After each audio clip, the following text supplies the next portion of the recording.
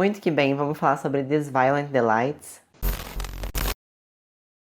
Oi pessoal, meu nome é Diana Martins e hoje eu trago mais uma resenha para o canal, que é a resenha do livro These Violent Delights, da autora Chloe Gong. Mas antes de começar a falar desse livro, eu quero primeiro pedir para você se inscrever aqui no canal se ainda não for inscrito, me seguir nas redes sociais que eu vou deixar passando aqui na tela para vocês, por lá eu sempre dou os updates das minhas leituras. Também queria dizer, se você sentir interesse de comprar These Violent Delights ou qualquer outro livro na Amazon, compra pelo meu link que tá aqui na descrição. Comprando pelo meu link você ajuda muito, é uma forma de você patrocinar o canal sem gastar mais nada por isso. E claro, não esquece de deixar o like aqui no começo do vídeo. Então tudo isso falado, bora lá começar. Esse é um livro que já tem vlog de leitura aqui no canal. Se você não assistiu ainda, eu vou deixar linkado aqui pra você. Mas eu decidi trazer uma resenha e, como eu falei, a premissa dessa história é Romeu e Julieta em Xangai. Então o nosso Romeu aqui, ele se chama Roman Montagov. Ele é filho do líder de uma gangue chamada White Flowers, que é uma gangue russa que está disputando o território da China com uma gangue chinesa chamada Scarlet, que por sua vez tem como herdeira a nossa Julieta, que se chama Juliette Sai. Isso colocado, o livro começa com um monstro surgindo. E eu coloco entre aspas porque a gente não entende muito bem o que é esse tal desse monstro. A gente só sabe que esse monstro, ele invade a mente das pessoas e ele faz com que as pessoas, elas arranquem suas próprias gargantas. Como que eu posso dizer isso? A pessoa, quando infectada, ela dilacera a própria garganta, enfiando a mão e arrancando a garganta, vamos dizer assim. E esse rolê todo, ele começa a impactar as duas gangues, né? Porque isso começa a acontecer com membros tanto da gangue dos White Flowers quanto da gangue dos Scarlets. Então começa um leve pânico social ali, porque ninguém sabe o que é essa doença. E a galera até chama essa doença de The Madness, né? A loucura, literalmente, porque as pessoas, elas ficam loucas quando elas ficam infectadas e elas se autodilaceram. E assim o nosso Roma vai atrás de Juliette para tentar fazer uma parceria entre os dois para tentar descobrir o que é essa doença e tentar salvar as duas gangues antes que seja tarde demais. Mas, entretanto e todavia, a gente vai descobrir que Roma e Juliette já tiveram uma história há alguns anos atrás e Juliette foi traída por Roma de alguma forma que a gente ainda não sabe, fazendo com que os dois se tornem ainda mais inimigos, além, obviamente, já da rivalidade entre as famílias. Isso faz com que os dois ainda se odeiem mais ainda. Mas ainda assim eles vão se unir para tentar descobrir o que é o The Madness e tentar salvar o povo de Xangai antes que seja tarde demais. Muito bem, eu acho que essa é a sinopse que eu posso dar pra vocês, porque o livro até que é longuinho, se a gente for parar pra pensar, e bastante coisa vai acontecer aqui, e mais do que isso seria spoiler. Mas vamos falar então um pouco do que eu achei, ainda sem spoiler, sobre esse livro. E a primeira coisa que eu posso dizer pra vocês é que tem 3 motivos que você pode acabar desistindo desse livro logo de cara. O primeiro deles é que o inglês, ele é bem complicado. Então, a autora, ela escreve de uma forma mais poética, assim, mais enrolada, mais nananãzinho, sabe? E faz com que o inglês, ele se torne um pouco mais difícil, mais complexo e deixa a leitura um pouquinho mais lenta. Isso colocado, vou para o segundo ponto, que é uma escrita mais lenta também.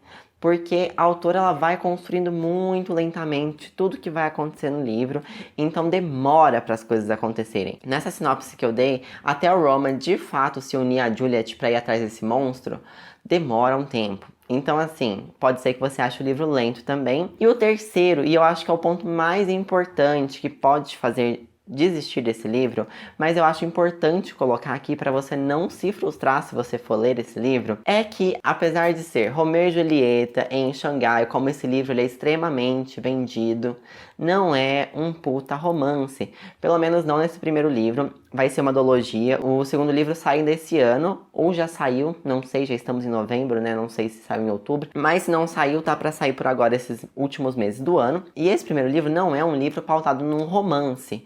A gente sabe, como eu falei na sinopse, que o Roma e a Juliette, eles já tiveram um rolê, mas vai demorar pra gente descobrir o que aconteceu entre os dois, vai demorar para os dois se unirem, vai demorar para as coisas acontecerem. Então, é migalha de romance, meus amores. Só vai acontecer coisas mesmo entre os dois mais pro finalzinho do livro. Então, assim, tenha muito isso em mente, porque eu sinto que muitas pessoas, e foi o que aconteceu com a Shadowranhas, inclusive, quando a gente foi fazer uma book read desse livro, a maioria se frustrou e desistiu do livro, porque o livro não tinha o romance que eles esperavam. Por ser Romeu e Julieta, né? Todo mundo acha que vai ser uma coisa avassaladora e não é.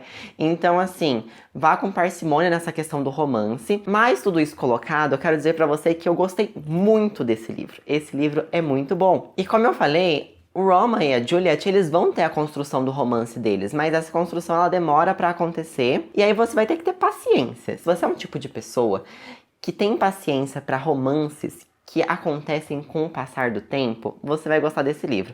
Agora, se você precisa daquele romance, ou pelo menos daquele gato e rato no primeiro capítulo, você não vai curtir. Aqui no livro, a gente vai ter muito mais do Roman no começo, com os dois amigos dele, e muito mais da Juliet com as duas primas dela. E esses personagens, eles vão ser muito importantes para a história. Os amigos do Roman é o Marshall e o Benedict. O Benedict, ele é primo do Roman, mas o Marshall, ele só faz parte da gangue e é best do Roman. E o Marshall é tudo na minha carreira é esse personagem. E do lado da Juliet, a gente vai ter a Rosalind e a Kathleen, que são as duas primas dela. E aí eu já aproveito para dizer para vocês sobre representatividade. Apesar do livro se passar na década de 20, a gente tem representatividade LGBTQIA+, aqui nesse livro sim. Primeiramente, a Kathleen, que é a prima da Juliet, ela é uma mulher trans, e isso fica bem explícito aqui no livro. E ela tem uma história muito boa, que não se perde dentro do contexto ali da época, sabe? Eu acho que a autora ela conseguiu colocar a representatividade de ter uma pessoa trans usando a época ao seu favor, entendeu? Então não é tipo assim, ela é trans e todo mundo tá muito bem com isso. Não, tem um porquê, tem toda uma reviravolta por trás dessa história. Então eu gostei muito de como a Chloe Gong colocou essa personagem aqui, porque a gente sabe que pessoas trans e pessoas LGBTQIA+, no geral, sempre existiram na sociedade. Então quando vem muito com uma questão assim de a época que não sei o que lá, obviamente, gente, a era vitoriana é muito mais difícil de você colocar um personagem LGBTQIA+, principalmente quando a gente pensa no T da sigla. Mas, entretanto, todavia, eu acho que os autores eles podem usar de artimanhas para fazer isso acontecer dentro da história, se eles estiverem interessados em querer colocar isso dentro de suas histórias, para trazer representatividade para as pessoas.